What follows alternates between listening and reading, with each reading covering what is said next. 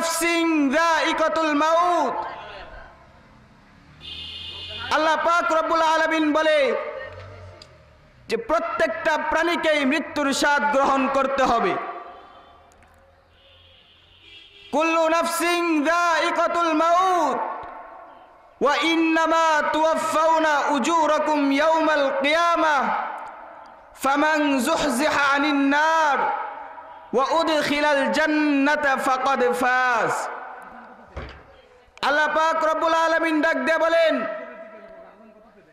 প্রত্যেকটা প্রাণীকেই মৃত্যুর স্বাদ গ্রহণ করতে হবে। প্রত্যেকটা প্রাণীকেই দুনিয়ার জীবন ছেড়ে অন্ধকার কবরে চলে যেতে হবে। সেখানে কি হবে? সেখানে আল্লাহ পাক রব্বুল আলামিন কাল কিয়ামতের ময়দানে তাদের আমলের পরিপূর্ণ বদলা দিবে। যেই সমস্ত কাজকর্ম দুনিয়ার জীবনে করেছিল এবং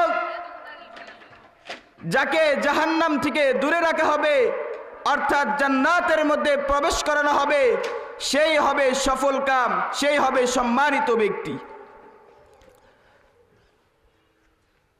আল্লাহ পাক রব্বুল আলামিন বলেছেন যে দুনিয়ার উক্ত আয়াতের মধ্যে বলেছেন কুল্লু নাফস, প্রত্যেকটা প্রাণী, অর্থাৎ যার মধ্যে প্রাণ আছে, যার মধ্যে রূহ আছে, তার মধ্যেই মৃত্যু আছে। যার মধ্যে প্রাণ আছে তারই মৃত্যু আছে। চাই সে মানব হোক, চাই সে দানব হোক, অলি হোক, নেককার হোক, বদকার হোক, গাউস হোক, কুতুব হোক, যেই হোক না কেন প্রত্যেককেই মৃত্যুবরণ করতে হবে। শুধু একমাত্র বাকি থাকবেন আমার আল্লাহ জুল জালাল। আল্লাহ পাক রব্বুল আলামিন বলেন কুল্লু মান আলাইহা ফান ওয়া ইয়াবকা ওয়াজহু রাব্বিকা যুল জালালি ওয়াল ইকরাম। আল্লাহ ডাক দেয়া বলেন বান্দা, এই ভূপৃষ্ঠের মধ্যে যা কিছু আছে, যা কিছু তোমরা দেখতেছো সবগুলোই ধ্বংস হয়ে যাবে, সবগুলোই হলো নশ্বর। একমাত্র বাকি থাকবেন আমার আল্লাহ জুল জালাল। ওয়া ইয়াবকা ওয়াজহু রাব্বিকা যুল জালালি ওয়াল ইকরাম। একমাত্র আমার আল্লাহ তাআলাই বাকি থাকবেন, আর কিচ্ছুই বাকি থাকবে না, সব ধ্বংস হয়ে যাবে। প্রিয় মুহতারাম হাজিরিন, আজকে আমরা দুনিয়ার জীবনে এসে দুনিয়ার ভালোবাসার পিছনে পড়ে, দুনিয়ার মুহাব্বতের পরে, ধন সম্পদ, টাকা পয়সা, বাড়ি গাড়ির পিছনে পড়ে আজকে আখিরাতকে আমরা ভুলে গেছি, মৃত্যুকে সব ভুলে গেছি। মৃত্যুর কথা আমাদের স্মরণ থাকে না, মৃত্যুকে আমরা কখনো ভয় করি না। আল্লাহ পাক রব্বুল আলামিন বলেন আইনামা তাকুনু ইউদরিকুমুল মাউতু ওয়ালাউ কুনতুম ফি বুরুজিম মুশাইয়াদাহ। আল্লাহ ডাক দেয়া বলেন বান্দা, তোমরা যেখানেই থাকো না কেন, যে অবস্থায় থাকো না কেন, মৃত্যু কিন্তু তোমাদেরকে পাকড়াও করবে, মৃত্যু কিন্তু তোমাদের সম্মুখীন হবে, তোমাদেরকে পাকড়াও করবে। যদিও তোমরা সুদৃঢ় দুর্গের ভিতরে অবস্থান করো। আল্লাহ পাক বলেন যদিও তোমরা সুদৃঢ় দুর্গের ভিতরে অবস্থান করো, তবুও মৃত্যু তোমাদেরকে পাকড়াও করবে। অর্থাৎ আয়াত দ্বারা বোঝা যায় যত বড় বড় বিল্ডিং আছে, যত মজবুত কেল্লা আছে, যত শক্তিশালী বাড়ি আছে, যেখানেই থাকো না কেন, মৃত্যু কিন্তু তার মধ্য থেকেই তোমাকে পাকড়াও করবে। মৃত্যুর হাত থেকে কখনোই রেহাই পাবে না, মৃত্যুর হাত থেকে বাঁচার কোনো উপায় নাই, তেমনি পালাবার কোনো জায়গা নাই। সুতরাং কোনো জ্ঞান বুদ্ধি দ্বারা, জ্ঞানী গুণী দ্বারা, অর্থ সম্পদ দ্বারা, টাকা পয়সা দ্বারা, ক্ষমতার দাপট দ্বারা মৃত্যুকে ঠেকানো যাবে না। মৃত্যুর হাত থেকে বাঁচা যাবে না। যদি ধন সম্পদ টাকা পয়সা দ্বারা মৃত্যু ঠেকানো যেত, মৃত্যুর হাত থেকে বাঁচানো যেত, তাহলে কারুন মরতো না। কারণ কারুন অনেক বড় সম্পদের মালিক ছিলেন, অনেক টাকা পয়সার মালিক ছিলেন। যদি ক্ষমতার দাপট দ্বারা মৃত্যু ঠেকানো যায়, ক্ষমতার দাপট দ্বারা মৃত্যু থেকে বাঁচা যায়, তাহলে নমরুদ মরতো না। হযরতে সুলাইমান আলাইহিস সালাম, যিনি পুরা পৃথিবী রাজত্ব করেছেন, তিনিও মরতেন না। অথচ বাস্তব চিত্র হলো এই সমস্ত খ্যাতিমান লোকেরাই দুনিয়ার বুকে নাই। কুজা কারু, কুজা ফেরাউ, কুজা নমরুদ, শুধা হামানি, কুজা মুসা, কুজা ঈসা, কুজা তখতে সুলাইমানি। কোথায় কারুন, কোথায় নমরুদ, কোথায় ফেরাউন, কোথায় মুসা, কোথায় ঈসা? তারা এত শক্তির অধিকারী ছিল, এত ক্ষমতার অধিকারী ছিল, আজকে তারা দুনিয়ার বুকে ছেড়ে চলে গেছে। সুতরাং প্রিয় ভাইরা আমার, বন্ধুরা আমার, এই দুনিয়ার জীবনে আমি আপনি থাকবো না। এই দুনিয়ার জীবনে আল্লাহ পাক রব্বুল আলামিন আমাকে আপনাকে চিরস্থায়ীর জন্য পাঠায় নাই। স্বল্প সময়ের হায়াত দিয়ে আল্লাহ তাআলা আমাদেরকে দুনিয়াতে পাঠাইছে। এই দুনিয়ার জীবনের হায়াত যখন শেষ হয়ে যাবে, তখনই আমাদেরকে এই দুনিয়ার জীবন ছেড়ে চলে যেতে হবে। দুনিয়ার জীবন ছেড়ে আমাদেরকে ওই অন্ধকার নামক ঘরের মধ্যে যেতে হবে, যেই ঘরের মধ্যে কোনো বাতি নাই, কোনো বন্ধু নাই, কোনো বান্ধব নাই, কোনো বালিশ নাই, কোনো ল্যাপ তোষক নাই, কিছুই নাই, শুধু মাটি আর মাটি। ওই মাটির ভিতরে তোমাকে যেতে হবে। ওইটাই হবে তোমার আসল বাড়ি, ওইটাই হবে তোমার আসল ঘর। মোহতারাম হাজরিন, মৃত্যু সবার নিকটে আসবে। মৃত্যু কারো থেকে কারো বাদ দিয়ে রাখবে না। মৃত্যু সবার নিকটে আসবে, মৃত্যু সবার কাছে একই রূপে আসবে। কিন্তু মৃত্যুর স্বাদ সবাই গ্রহণ করবে, কিন্তু সবার নিকট একই রূপে আসবে না। মৃত্যু সবার নিকট একই রূপে আসবে না। আল্লাহ পাক রব্বুল আলামিন বলেন, আম হাসিবাল্লাযীনা ইজতারাহুস সাইয়্যাতি আন নাজআলাহুম কাল্লাযীনা আমানু ওয়া আমিলুস সালিহাতি সাওয়াআম মাহইয়াহুম ওয়া মামাতুহুম সাআ মা ইয়াহকুমুন।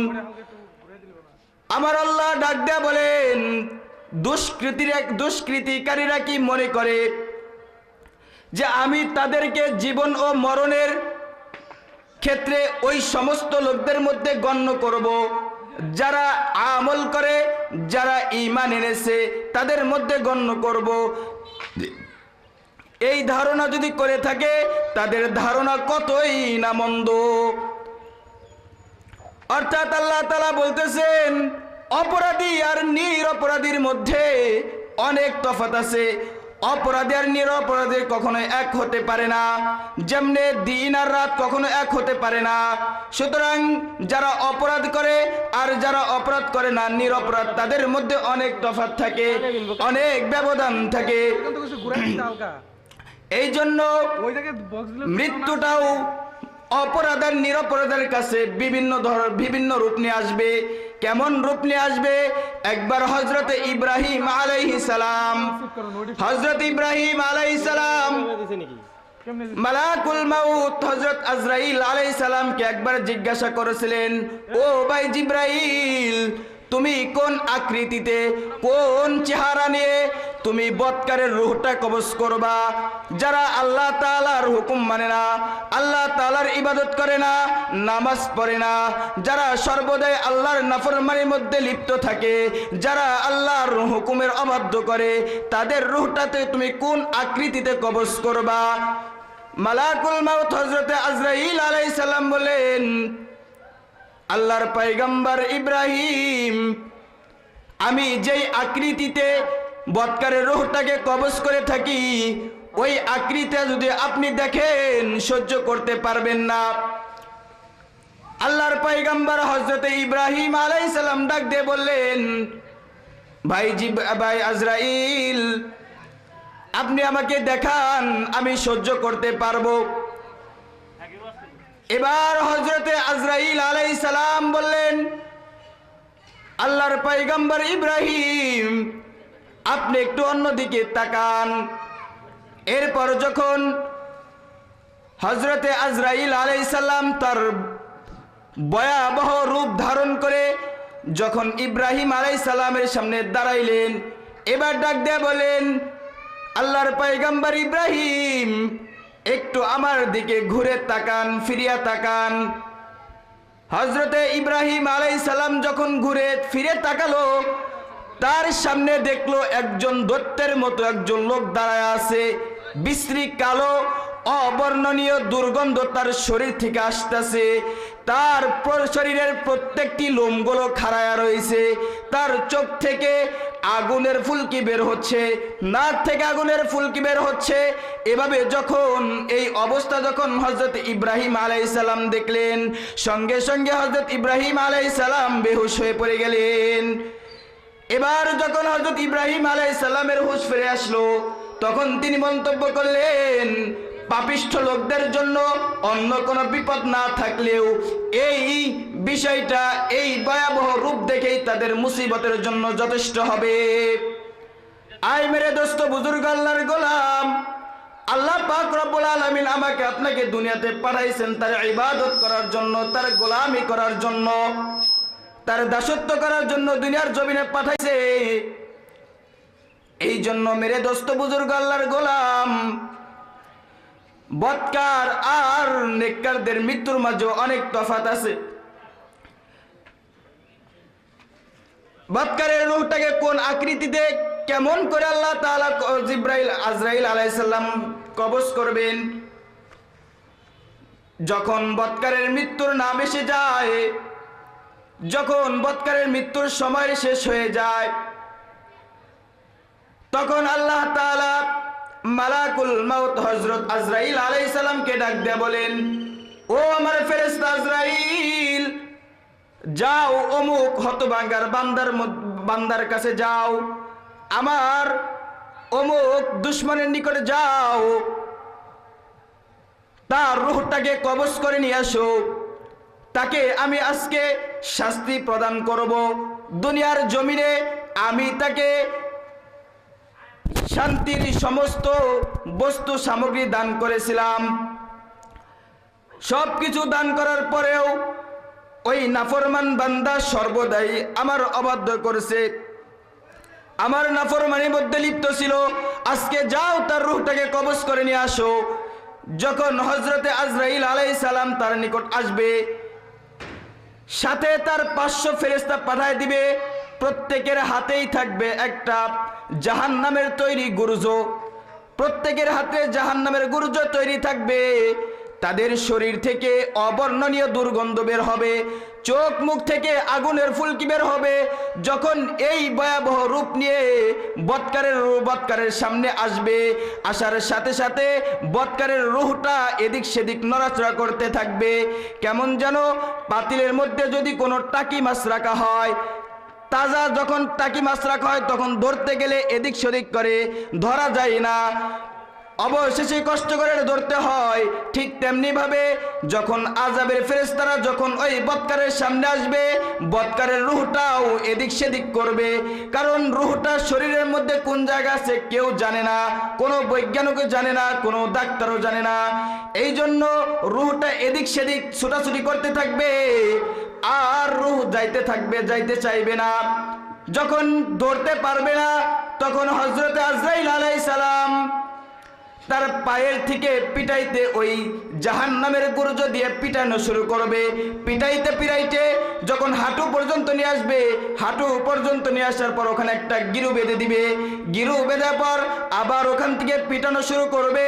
পিটাইতে পিটাইতে এভাবে জায়গায় জায়গায় স্তরে স্তরে বাধা দিবে, গিরু মেরে দিয়ে শেষ পর্যন্ত থুতুনির নিচ দিয়ে এখানে যখন আসবে, তখন জাহান্নামের আগুনের অঙ্গ তার এই থুতুনির নিচে রাখা হবে। যখন রাখা হবে তখন আজরাইল বলবে, ওই হতভাগা রূহ বের হয়ে যা, বের হয়ে যা, আল্লাহর দুশমন তুই বের হয়ে যা, আজ তোকে জাহান্নামের শাস্তি প্রদান করা হবে। যখন এই রূহটাকে বের করা হবে, দুর্গন্ধযুক্ত কাপড় দিয়ে ওই রূহটাকে পেঁচানো হবে। পেঁচানোর পর তাকে একটি জান্নাতের চিত্র দেখানো হবে। জান্নাতের চিত্র দেখানোর পর ওই রূহটা ওই জান্নাতে যাওয়ার জন্য ছটফট করতে থাকবে, লোভাতুর হয়ে যাবে, জান্নাতের প্রতি আকৃষ্ট হয়ে যাবে। তখন হযরতে আজরাইল আলাইহিস সালাম বলবেন, তোর জন্যই তো এই জান্নাতকে আল্লাহ তাআলা বরাদ্দ রেখেছিলেন, কিন্তু তোর বদ আমলের কারণে, তোর কর্মের কারণে এই জান্নাতকে তোর থেকে ছিনিয়ে নেওয়া হয়েছে। অতঃপর তাকে একটি জাহান্নামের চিত্র তার সামনে ধরা হবে আর বলবে, তোর বদ আমলের কারণেই, তোর কৃত কর্মের কারণেই এই জাহান্নামই হলো তোর আবাসস্থল। আয় মেরে দোস্ত বুজুর্গ, আল্লাহর গোলাম, একটু চিন্তা করে দেখো, একটু মনোযোগ দিয়ে চিন্তা করো, আল্লাহ তাআলা কি উদ্দেশ্যে আমাদেরকে দুনিয়াতে পাঠাইছেন, আর আমরা দুনিয়ার জমিনে কি করতেছি। কবরের মধ্যে দুইটা স্তর হবে, একটা জান্নাতের বাগিচা সমূহের মধ্যে এক জান্নাতের বাগান হবে, আর না হয় জাহান্নামের গর্ত থেকে একটা গর্ত হবে। এই দুইটা ব্যতীত তৃতীয় আর কোনো অবস্থা হবে না।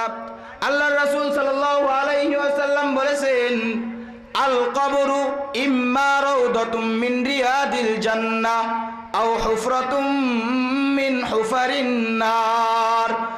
আল্লাহর রাসূল সাল্লাল্লাহু আলাইহি সাল্লাম ডাক দিয়ে বলেন, ও আমার সাহাবীরা শুনো, কবর জান্নাতের বাগানের মধ্য থেকে একটি বাগান হবে, আর না হয় জাহান্নামের গর্ত থেকে একটা গর্ত হয়ে যাবে। এই দুই অবস্থা ব্যতীত আর কোনো তৃতীয় ব্যবস্থা নাই। মেরে দোস্ত বুজুর্গ, আল্লাহর গোলাম, এবার চিন্তা করো, দেখো তোমার আমার আমলের দ্বারা জাহান্নাম তৈরি হচ্ছে নাকি জান্নাত তৈরি হচ্ছে? তোমার কৃত কর্মের দ্বারা জাহান্নাম তৈরি হচ্ছে নাকি জান্নাত তৈরি হচ্ছে? একটু চিন্তা করে দেখো, একটু ভেবে চিন্তে দেখো। আয় মেরে দোস্ত বুজুর্গ, আল্লাহর গোলাম, আয় মেরে দোস্ত বুজুর্গ, আল্লাহর গোলাম, এই কবর খুব ভয়াবহ একটি কবর, ভয়ানক একটি ঘর। এই কবর পোকামাকড়ের ঘর। আল্লাহ রাসূল সাল্লাল্লাহু আলাইহি সাল্লাম কিছু সাহাবাদেরকে নিয়ে একটি গোরস্থানে গেলেন। যাওয়ার পর বলতেছেন, ও আমার সাহাবারা শোনো, এই কবর এমন কোনো দিন নাই, এমন কোনো সময় নাই যে বান্দাদেরকে ডাক দিয়ে বলে না, ও আদম সন্তানেরা, ও নবীর উম্মতেরা, তোমরা শুনো, আমি কিন্তু একটা অপরিচিত ঘর, আমি কিন্তু ভয়ানক ঘর, আমি কিন্তু একটি পোকামাকড়ের ঘর। আমার ঘরে কোনো বন্ধু থাকবে না, কোনো বান্ধবও থাকবে না, আমার ঘরে কোনো ল্যাপ তোষক কিছুই থাকবে না, আলো থাকবে না। সুতরাং তোমরা ভেবে চিনতে আমার কাছে আসো, আমার কাছে আসো, ভেবে চিনতে তোমরা আমার ঘরে এসো। দেখতে আমি ছোট একটি ঘর, কিন্তু এই ছোট ঘরের মধ্যে কিন্তু অনেক আযাব। মেরে দোস্ত বুজুর্গ, আল্লাহর গোলাম, এই জন্য আমরা একটু চিন্তা করি, দুনিয়ার জমিনে তো আল্লাহ তাআলা আমাদেরকে চিরস্থায়ীর জন্য পাঠাই নাই, কিছু সময়ের জন্য পাঠাইছে। এই সময়টাকে গনিমত মনে করে একমাত্র আল্লাহ তাআলার ইবাদত কাটিয়ে, আল্লাহ তাআলার হুকুম মেনে, আল্লাহ তাআলার ইবাদতগুলো মেনে, 5 ওয়াক্ত নামাজ জামাতের সহিত আদায় করে, অন্যান্য হুকুমগুলো মেনে এই দুনিয়ার জমিন থেকে যেন যেতে পারি, এই আশায় আল্লাহ তাআলার কাছে করি। মেরে দোস্ত বুজুর্গ, আল্লাহর গোলাম, আজকে জামিরটা কবরস্থান মাদ্রাসায় একটি সুন্দর আয়োজনের ব্যবস্থা করেছে। এই জন্য মেরে দোস্ত বুজুর্গ, আল্লাহর গোলাম, এই দিনটাকে, এই সময়টাকে গনিমত মনে করে ইতিপূর্বে যত গুনাহ করেছি, যত খারাপ কাজ করেছি, যত অপকর্ম কাজ করেছি, আজকের এই দিনটাকে উপলক্ষ করে, কেন্দ্র করে আপনারা সকলেই এই মাহফিলটাকে এসে এখান থেকে